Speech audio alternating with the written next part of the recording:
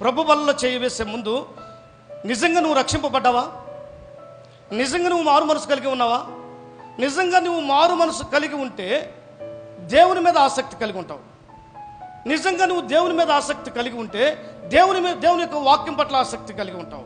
దేవుని వాక్యం పట్ల నువ్వు ఆసక్తి కలిగి ఉంటే ఆయన చెప్పిన పని బాగుగా చేస్తావు.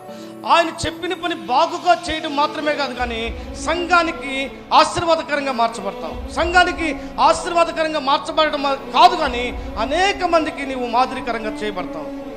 దేవునికి మహిమ కలుగును గాక. తల్ల వచ్చి కళ్ళు మూసుకున్నావు. నిజంగా నువ్వు సంఘానికి మాదిరికరమైన జీవితాన్ని జీవిస్తున్నావా? లేకపోతే ఆసక్తిని నువ్వు ఏం చేస్తా ఉన్నావో మందులుగా జీవిస్తా ఉన్నావా? ఎలాంటి ఆసక్తి కలిగిన భక్తి జీవితాన్ని జీవిస్తున్నావు? ప్రభువా, నా ఆసక్తిని పురికొల్పు. నువ్వు నాకు అప్పగించిన పనిని నేను ఎలాంటి ఆసక్తితో నీ పట్ల నీ సన్నిధికి వస్తున్నాను. ఎంత నీటకమో, ఎంత బద్ధకంగా వస్తూ ఉంటారో తెలుసా దేవుని సన్నిధికి? ఎంత నిర్లక్ష్యంగా వస్తారో దేవుని వాక్యాన్ని వినడానికి తెలుసా? ఇదా నిజమైన మారు మనసు? సంఘము ఉజ్జీవింపబడడానికి, సంఘము వ్యాపించబడడానికి సంఘములో ఆస్తి పరులుగా కావాల్సిందే, సంఘములో ఆసక్తి పరులు కావాలి.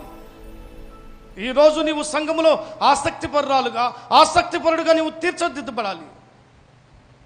కొరింథీ సంఘము అనేక మందికి అక్కడ ఆసక్తికరంగా ఉన్నారండి, మాదిరిగా ఉన్నారు. తీతు హృదయము మరీ ఎక్కువ ఆసక్తి కలిగి ఉన్నాడు దేవుని పని విషయంలో.